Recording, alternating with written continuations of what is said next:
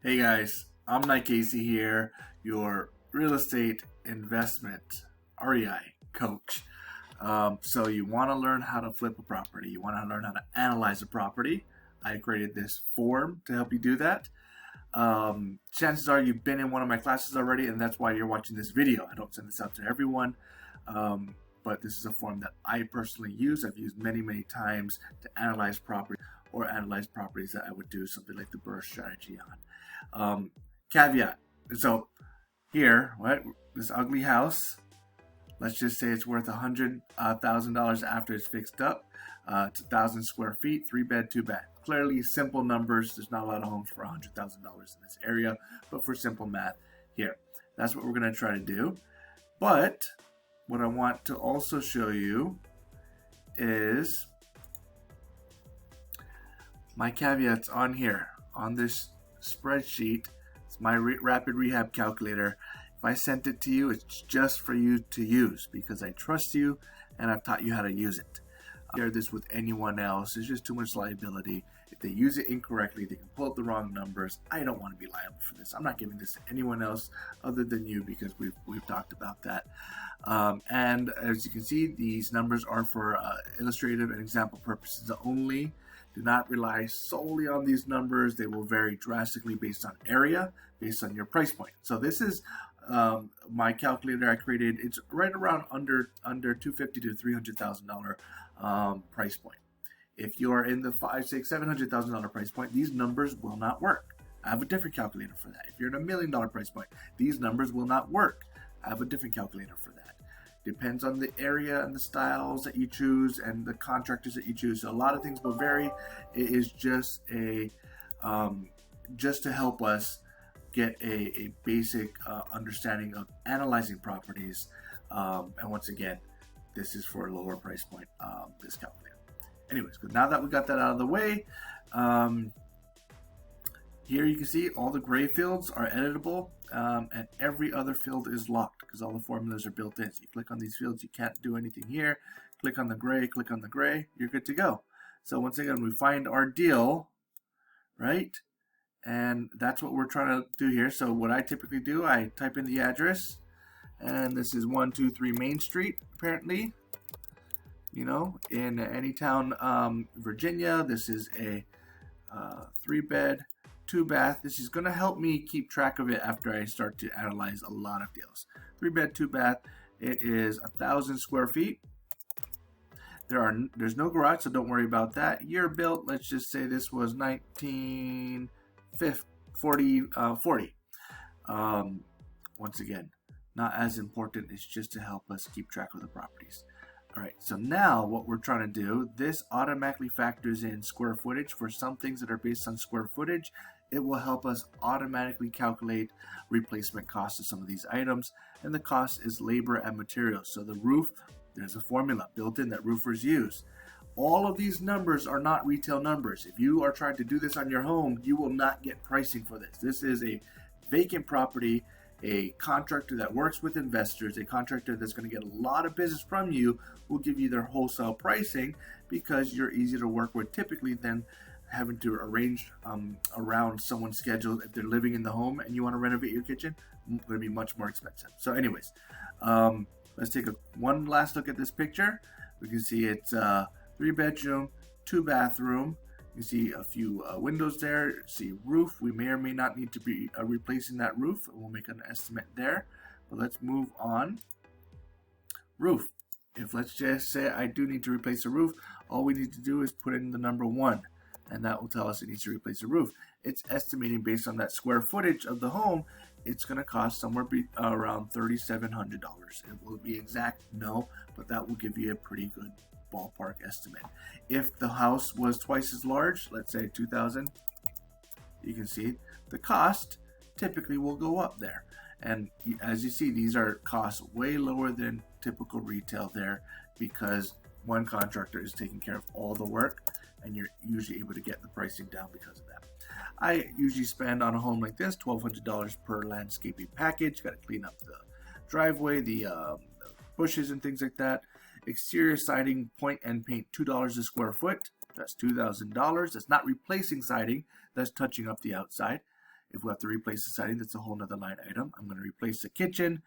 There's 2 bathrooms, so there's 2 bathrooms in there. I spent $4,000 per bathroom in this price range. Every window, if I'm going to replace them, on average $350 a window. Larger ones can be up to $500 a window, but let's just say there are 8 windows in this property. Interior doors. I replaced all the doors because even if the door looks decent when you buy it, after you fix everything else up, that door is going to look very, very ugly.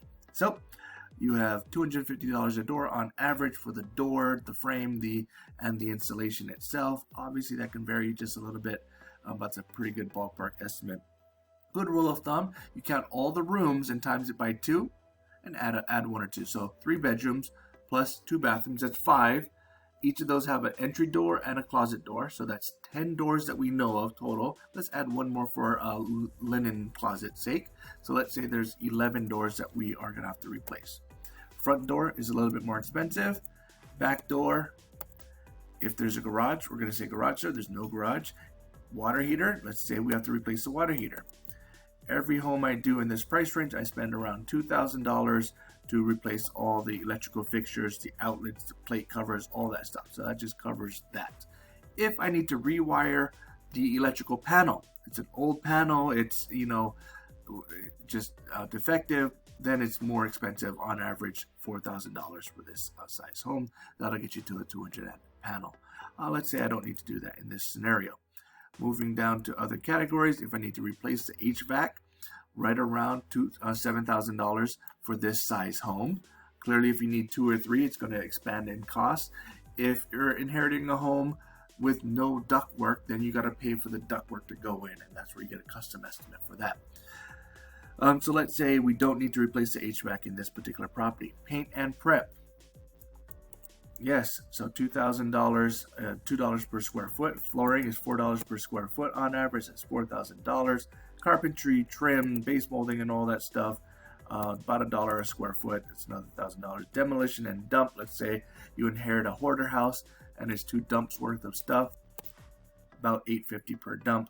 Every time you frame something like a new door, a new window, something that's not there, you're going to pay for materials and labor roughly $400 to do that. So let's say I don't need to do that in this one. And let's say there's 1 wall I want to knock down. It's not load bearing, but I'm going to knock it down roughly $1,000 to remove that wall. If I want to add a buffer contingency, we'll put it in there. If there's other things like driveway, like other, and you got a specific number, just you're going to type it in there in these gray areas. So far, we have $43,000 to renovate this property. Without even seeing the property, we know the basics. That's what and it might be more because of some other issues that we find. If there's a foundation crack, then we got to factor in that. So let's move on. You would write in your list price if it's listed. If it's not listed, there's not going to be a list price. You're going to write in your analyzed date, what day you analyze it. The reason I do that is because you might analyze it now. It's not a good deal now, but you save it 6 months later. If it's not sold, they drop their price and you realize, oh, it's been on for a while, and they drop their price and now it matches or is closer in line to a deal that makes sense for me. All right. ARV, if you're a realtor, you know how to find this. If you're not a realtor, contact your realtor, contact me, and we'll help you do this. But in this example, for simple math, we're keeping everything at 100. So let's say after you fix it up, it's worth $100,000. So we got to figure out how much can we buy this for and still make a profit, correct? So here you see cash or HML, hard money lender. So these homes are typically in condition you can't get traditional financing on. There's a hole in the roof, there's no kitchen, there's things, right? So you can't get traditional financing. You got to buy it cash or use a hard money lender, which is HML. So if you put cash in here, you see there's no HML costs right there. So right now, acquisition cost is going to estimate 2%, holding costs estimate 2%, renovation costs automatically transfers over from down here to right there. Resale costs estimate 7%. So your break even on this deal is $54,000 just to break even without the actual cost of the property yet. All right. So now we want to figure out how much profit we're going to make. whether it's 10%, whether it's 20%, whether it's a specific dollar amount. So let's say you want to make 10% profit of ARV. You just type that in. And $10,000. Let's say you're happy with $10,000 in this example. So now your break even plus your desired profit tells us the max we back out that we can make a cash offer would be $35,000. That's it. $35,000, we spend that money and you make a $20,000 profit. If you want to make $20,000, then clearly your offer needs to go down to $25,000, right? So simple math. And let me show you this. If instead of cash, you type in HML for hard money lender, watch this line right there. Automatically, it will factor in a ballpark figure for hard money lender costs, roughly 10% of 75% of ARV. So now that means your max hard money lender offer is lower than what your max cash offer. Because if you remember, type in cash. Take a look at this. Once we hit enter, that's going to go away and that's going to go up, right? You can offer a little bit more if it's a cash offer there. So now you got to go find a $35,000 home that you can renovate, put $40,000 into, and make $10,000 from. That's obviously an oversimplified example. But if you make an offer, you get it under contract, then this is where you're writing offer price, contract price, ratification date, due diligence period, notes. Like notes would be, like, let's say you analyze it's a 2-bedroom and it just doesn't work as a 2-bedroom, but you know if you spend X amount of dollars and make it a 3-bedroom, now it's different comps and it might make sense. So anyways, hope that's helpful. Hopefully you could find a beautiful, ugly house, convert it, and get into your next potential flip out there. If you have any questions, you can reach out to me, 703-725-5279. If you want to invest but need a partner or mentor or join a group, here's a website that you can go to, and we are trying to match people up based on their skill sets or what they need in terms of a partnership. Hope you have a great day, and I will talk to you soon.